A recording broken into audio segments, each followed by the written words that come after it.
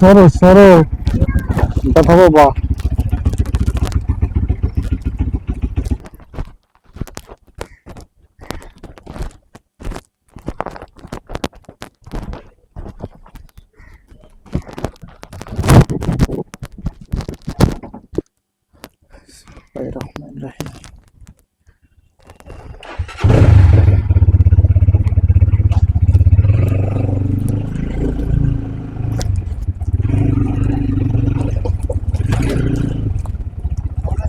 আছি ভাই, ভালো। হ্যাঁ, এইটা ইয়ের দিকে যাবো, বদরখালীর ওই সাইডে যাবো। হ্যাঁ, এটা ঘুরতে যাচ্ছি। আসসালামু আলাইকুম রহমতুল্লাহ। মোটোফটো উইথ রানা ব্লকে আপনাদেরকে স্বাগত। আপনারা ইতিমধ্যে বুঝে গেছেন যে কোথায় যাচ্ছি। আসলে যাচ্ছি বদরখালীতে। আর বদরখালীটা হলো আপনার চকরিয়া থানার আন্ডারেই। আর এটি হলো মহেশখালী রোডের দিকে যেতে। আর আমি একটু ভেতর দিয়ে যাচ্ছি, এক ছোট ভাই আছে, ওকে নিয়ে যাব। দেখি যাই বদরখালীতে। আসলে বদরখালী ওইখানটা একটা জেটি ঘাট আছে, আর ওই জেটি ঘাটের পাশের যে রোডটা, ওই রোডটা অনেক নাকি সুন্দর। আর ওইটা দেখার জন্যই যাচ্ছি, যে আসলে বিকেলের জন্য একটু সময় কাটানোর জন্য দেখা গেল ওই সাইডটা দেখতেও সুন্দর লাগলো। আর জায়গাটা একটু ঘুরে আসলাম, যেহেতু অনেকদিন যাবত চকরিয়া অঞ্চলে আছি, একটু বদরখালী জায়গাটা একটু দেখে আসি। দেখি ওকে একটা ফোন দিই বেরোনোর জন্য।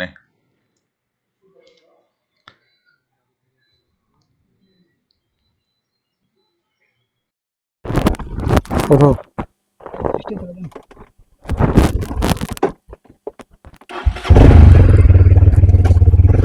পুরো গরম লাগছে, রোদও পড়তেছে সেই রকম। একদম তো রোদ আছে, হবে মনে হয়। সমস্যা নাই, রোদ থাক, গরম লাগতেছে সেই গরম। আমি বলি এমনি স্টক অবস্থা, ওরই পাওয়ার ঠেলায় বাঁচা যায় না, আবার টাকা খরচ করে হুদাই। যখন পাওয়ার একটু লস হবে তখন নাই করা যাবে। আবার রেজিং গ্লাস লাগাবে না। লুকিং গ্লাস দেখছিলাম, বুঝছো, ওই জেডাক্স টেনারের। ওটা লাগাতে লুক আরো অনেক সুন্দর আসবে। এখন ওইটা যে লাগাবো, ওইটার মিরর আর এইটার মিরর সেম।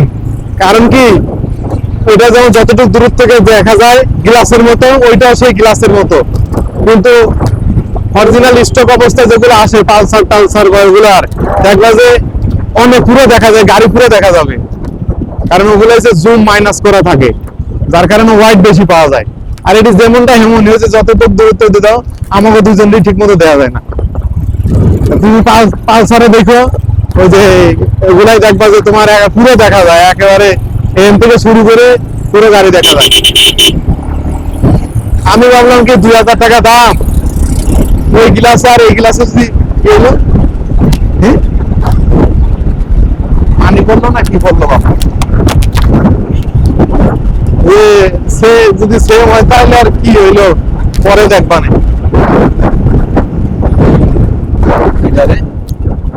এরা কই যায় কষ্ট ড্রাইভার সুবীর ভাই, এটা ওভারটেক মারে। রোদটা মনে হয় এই রোডের অবস্থা বেগতি খারাপ হয়ে গেছে। সেই জায়গাটা সুন্দর লাগে, বুঝছো,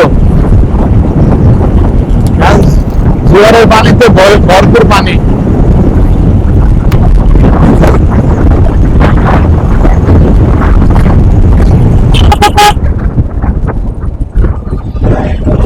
তুমি আর জায়গা রয়েছে, বুঝছো। দেখতে হবে, তারপরে এদিকে আসবে। হ্যাঁ, আচ্ছা আচ্ছা, নিয়ে তো তুমি আর জায়গা রয়েছে, সাইডে মামে যাবে না। বলছ মোর মোর ঘুরার সময় যার যার লেফট সাইড নিয়ে মোর ঘুরাটাই সবচেয়ে উত্তম, তা না মাঝখান দিয়ে যাবে। দেখতে হবে, তারপরে হাজেল কোনকে যদি পুরো রাস্তাটা করে দিত তাহলে আরো সুন্দর লাগে। মহেশখালী যাওয়ার জন্য এই সাইড দিয়ে অনেক বিজি হয়ে যাবে। কোন দিকে? এদিক দিয়ে যাইতে? ওদিক থেকে যাবে, যেতে পারবে। কোন দিকে যাবো? এদিকে যাবে। এদিকে যাবো? হ্যাঁ, টাটা। আমি এদিকে যাই নাই কখনো। তো বাজারের মধ্যে দিয়ে যাইতে হবে মনে হয় না? বাজার ওদিক দিয়ে যাবে, ওদিক দিয়ে গেলে বাজার বাজারে ওই যেটা জ্যাম আছে, হ্যাঁ। ওইটা আর আপনার থেকে ইয়া করতে হবে না। ও আচ্ছা আচ্ছা।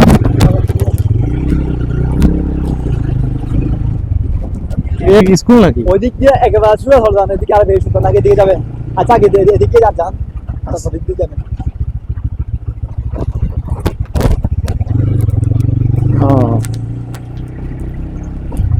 এই যেটি রোড, দুই পাশে ঝাউ গাছ লাগানো। রাস্তাটা পিচ হলে আরো সুন্দর লাগতো, সলেন ছিল ভাঙে গেছে। ওদিকে তো রোদ প্রচুর। আমরা এখানে দাঁড়াই আগে।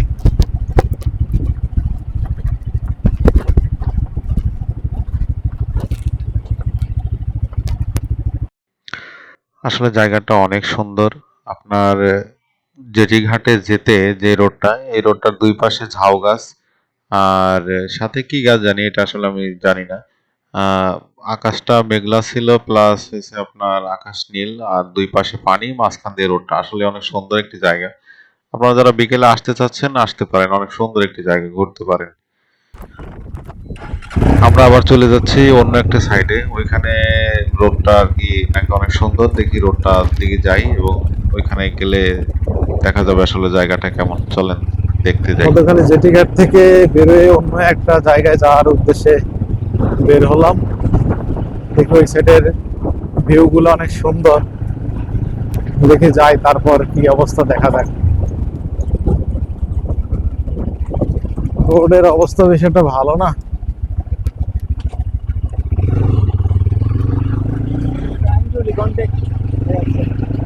Try to recon- এটা হলো একটা নদীর পাশের রোড। দেখি কিছু জায়গা আমরা ঘুরতেছি, কোথাও জায়গা সুন্দর লাগলে আমরা এখানে দাঁড়াবো, দেখবো। চলুন দেখা যাক এলাকার ভিউ গুলা কেমন, গ্রাম্য পরিবেশ। আর রাস্তার পাশে ভেড়াগুলো দেখতে আসলে সুন্দর লাগে। ছোট ছোট ভেড়ার বাচ্চাগুলো দেখতে সুন্দর, কিউট। রাস্তাটাও ভালো, রাস্তার এপাশে মাছ চাষ করে আর ওই পাশে নদী। এগুলো ম্যাক্সিমাম কাঁকড়া চিংড়ি চাষ করা হয়। জায়গাটা তো ভালোই রে, রোডটার ভিউটা সুন্দর, আসলে মনোমুগ্ধ করে। আপনারা যারা এখানে আশেপাশে আছেন আসতে পারেন, বিকেলের টাইমটা ভালো লাগবে। এখন তো আকাশে প্রচুর মেঘ, তারপরে এরকম আকাশ ক্লিয়ার থাকলে নীল আকাশের মধ্যে মেঘ ঘুরে বেড়াবে সাদা কালো, আর এরকম নদীর পাশ দিয়ে গাড়ি চালানোর একটা মজাই আলাদা।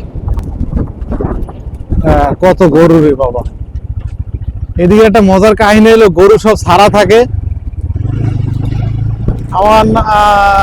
আমাদের যেসব অঞ্চল, সেসব অঞ্চলে দেখছি যে গরু মানুষ চুরি হয়ে যায়, শিকল টিকল দিয়ে তালা টালা দিয়ে রাত্রিবেলা রেখে দেয়। অথচ এই অঞ্চলে একটা জিনিস দেখলাম, সেটা হলো গরু ছাগল সব রাস্তায় থাকে, রাস্তা থেকেই খায়, রাস্তায় বড় হয়, রাস্তাতেই আবার বাছুর টাছুর হয়, কিন্তু চুরি হয় না।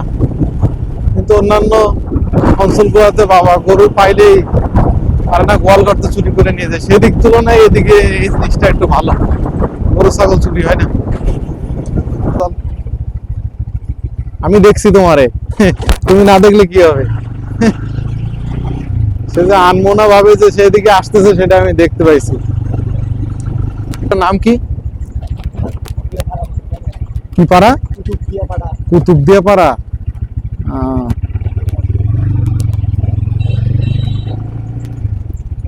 এই যে এখান থেকে মনে হয় সব বোটে টোটে করে যায় মাছ টাছ ধরার জন্য।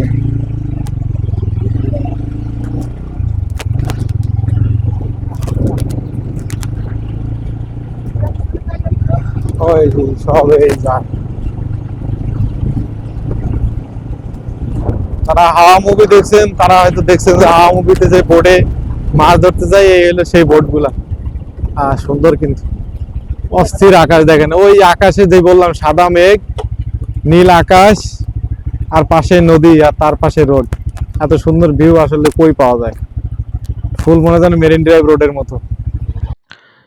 এই যে দেখতে পাচ্ছেন মাছ ধরার ট্রলার, এগুলাই সন্ধ্যেবেলা চলে যাবে এবং পরবর্তীতে একদিন বা 2 দিন পরে তারা আবার ফিরে আসে মাছ নিয়ে। জায়গাটা আসলে সুন্দর, পুরোটাই জেলে এলাকা। এটাকে বলা হয় কুতুবদিয়া পাড়া। আপনারা দেখতে পাচ্ছেন নদীর পাশে মাছ ধরা নৌকাগুলা, নৌকা না ট্রলার এগুলো কি বলে, নৌকা তো নাই, মেবি ট্রলার বলে। এই ট্রলার গুলা সব রাখা হয়েছে, এই যে এনারা সব প্রসেসিং করতেছে, এনারা সবাই এই ভাটা যখন টান দিচ্ছে তো ভাটার সাথে সাথে ওনারা চলে যাবে আর কি, হয়তো বাবা জোয়ার আসলেও যেতে পারে, তবে ওনারা রাতের বেলা যাবে আর কি মাছ ধরার জন্য। রোডটা আসলে সুন্দর। দুই চার দুই চার দিন 2-4 দিনের জন্য ট্যুর দিতে হবে এদের সাথে। নাকি গলা দিয়ে রক্ত আসে। গলা দিয়ে রক্ত আসে, রোলিং হয়, রোলিং জাহাজে রোলিং হয়। যারা দোলনায় চড়ছো না, দোলনা কেমন লাগে? হ্যাঁ, এই দোলনায় থাকলে যারা মাঝে মধ্যে যে আপ ডাউন হয় না, যে ফিলিংটা, ওই ফিলিংটা এইটা মনে হয় সেইটা রোড না, এটার কথাই বলছিলাম। আচ্ছা, এই হলো সেই রোড। দুই পাশে আর কি এই যে প্রজেক্ট বলতে যে পুকুর গুলা বা ছোট ছোট যে মাছ চাষের যে পুকুর, এটা মাছের ঘের বলে আর কি, কিছু অঞ্চলে ঘের বলে, কিছু অঞ্চলে পুকুর বলে, কিছু অঞ্চলে প্রজেক্ট বলে। এই যে সেই প্রজেক্টের রোডটা আসলে অস্থির, পুরাই ঘোরার জন্য আদর্শ একটা রোড।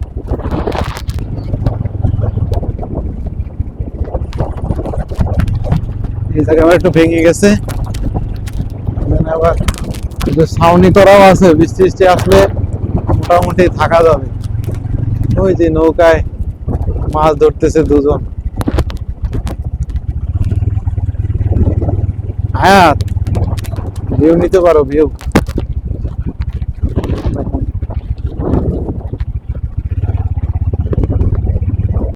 আমরা চলে আসছি ওই জায়গাটায়। এটার দুই পাশে হলো আপনার ঘের আর কি, মাছ টাছ চাষ করে। আর মাঝখানে এই রোডটা, এর সামনে থেকে আবার একটু ডান দিকে আর একটা গ্রাম আছে, ওই গ্রামে একটা রোড বানাচ্ছে ওইখানে আর কি লোকজন যাতায়াত করার জন্য। জায়গাটা আসলে সন্ধ্যার জন্য অনেক সুন্দর। চারিপাশে আপনার আকাশ আর পানি, মনে হচ্ছে চলনবিল এলাকার মতো কিছুটা। দেখলেই মন ভরে যায় যে আসলে কত সুন্দর আকাশ।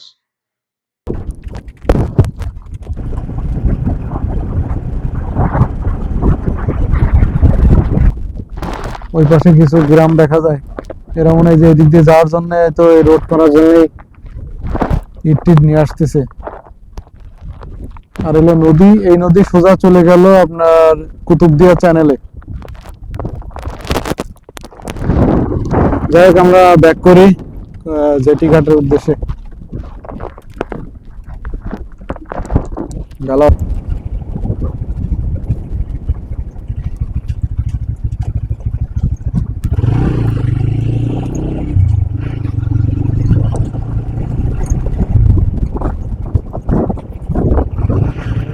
খালি জেটি,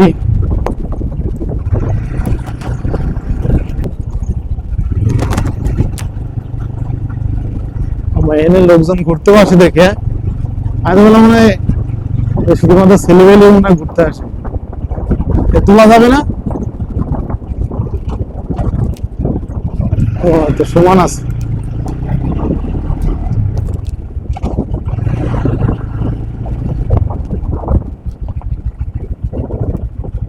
এই অবস্থা যেটি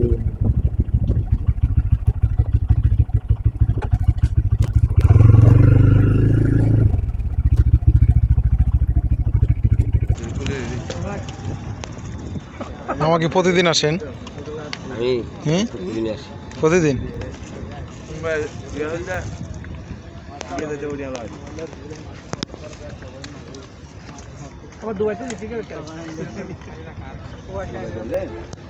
তুমি আগে নাও, আমি পরে নি।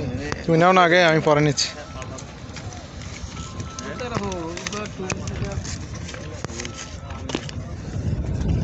সন্ধ্যা হয়ে গেছে, লোকজন কটা পর্যন্ত থাকে এখানে? এখানে লোক চলে যাবে আজান দিলে, আজান দিলে চলে যাবে। এরা ঘুরতে আসে, এরা সন্ধ্যার আগে আগে চলে যাবে।